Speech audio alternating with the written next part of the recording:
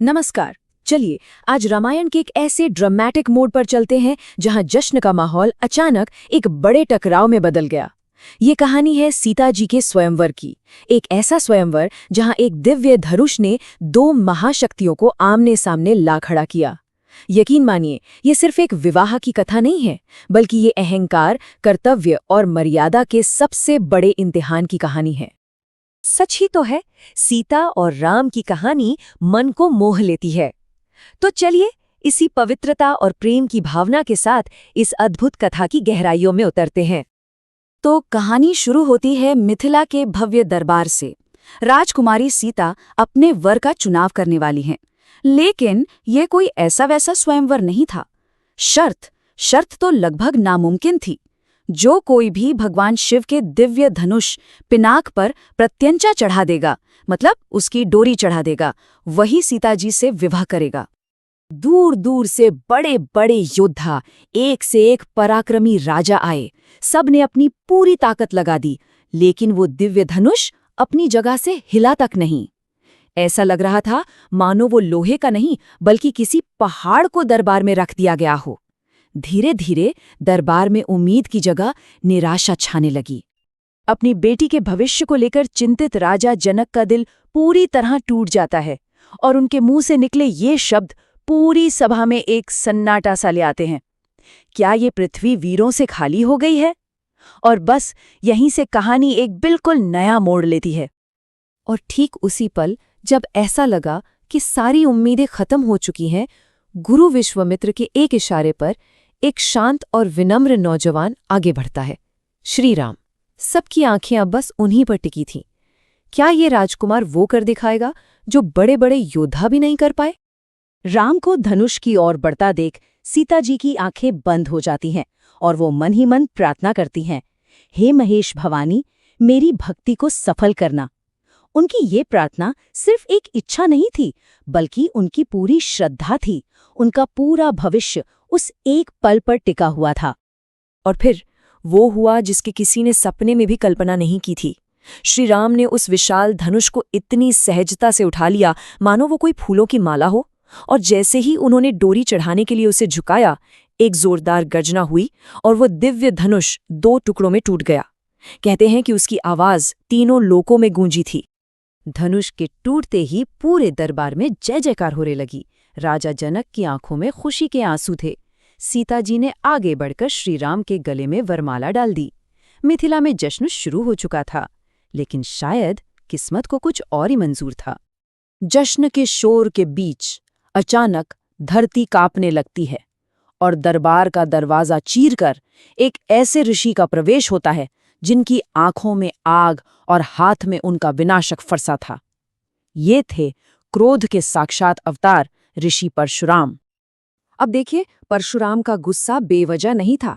वो धनुष उनके आराध्य गुरु भगवान शिव की अमानत थी, और उसे तोड़ना उनके लिए सीधे सीधे शिवजी का अपमान करने जैसा था।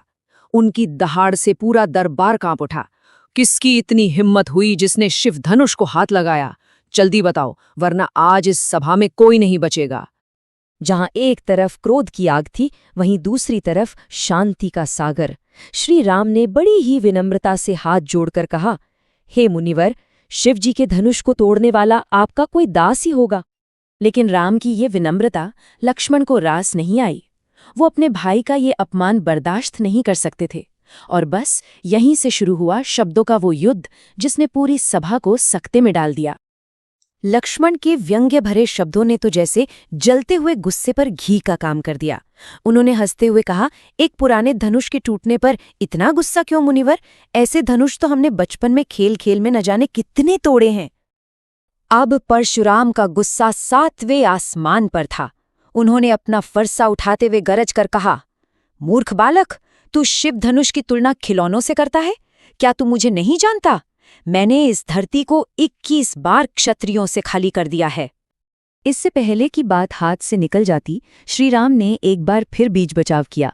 उनकी शांत आवाज ने उस बढ़ते हुए तूफान को थाम लिया, ताकि सच सबके सामने आ सके। परशुराम ने राम को परखने के लिए अपनी आखिरी और सबसे बड़ी चुनौती सामने रखी। उन्होंने भगवान विष्णु का दिव्य धनुष राम के सामने करते हुए कहा, अगर तुम सच में इतने ही पराक्रमी हो तो इस वैष्णव धनुष की डोरी चढ़ाकर दिखाओ।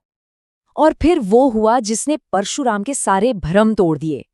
राम ने बड़ी ही सहजता से विष्णु धनुष को हाथ में लिया, पलक झपकते ही उस पर डोरी चढ़ा दी और फिर धनुष पर तीर चढ़ाकर पूछा, हे मुनिवर, अब इस बाण का लक्ष्य क्या है? परशुराम समझ गए। उनके सामने कोई साधारण राजकुमार नहीं बल्कि स्वयं भगवान विष्णु खड़े थे। उनका सारा क्रोध एक पल में पिघलकर श्रद्धा में बदल गया। उन्होंने हाथ जोड़कर कहा, हे प्रभु, मेरे अहंकार को नष्ट करने के लिए मेरे पुण्य लोकों को ही अपना लक्ष्य बना लीजिए। तो ये थी कहानी, लेकिन क्या ये सिर्फ एक कहानी है या इसमें हमारे लिए भी कोई बहुत गहरा सबक छिपा है? चलिए इस महाकाव्य से मिलने वाली सीख को थोड़ा समझते हैं। इस कहानी का पहला और सबसे बड़ा सबक है अहंकार। देखिए, परशुराम महाज्ञानी और महापराक्रमी थे, लेकिन अपनी ही शक्ति के अहंकार ने उनकी आंखों पर एक पर्दा डाल दिया था। वो राम की महानता को देख ही नहीं पाए। यहाँ आप साफ साफ देख सकते हैं, एक तरफ परशुराम है जिनका क्रोध अहंकार से जन्मा और टकराव की ओर ले गया, और दूसरी तरफ है श्री राम जिनका संयम कर्तव्य से बंधा था और समाधान की ओर ले गया। मतलब सिचुएशन एक पर रास्ते बिल्कुल अलग। तो इस कहानी से हम क्या सीख सकते हैं? पहली बात, गुस्सा हमारी सबसे बड़ी ताकत छीन लेता है, जो है सोचने की शक्ति। दूसरी बात, मुश्किल से मुश्किल समय में भी शांति और संयम ही जीत का रास्ता है। और सबसे जरूरी बात, असली ताकत दिखाने में नहीं बल्कि मर्यादा और कर्तव्य निभाने में है। ये कहानी हजारों साल पुरानी जरूर है, लेकिन इसकी सीख आज भी उतनी ही ताज़ा है। जरा सोचिए, आज के इस भागदौड़ वाले जीवन में अगर हम सब थोड़ी सी मर्यादा और थोड़ा सा संयम अपना लें तो कितने ही झगड़े और तनाव यूं ही खत्म हो सकते हैं। इस बारे में विचार जरूर कीजिएगा।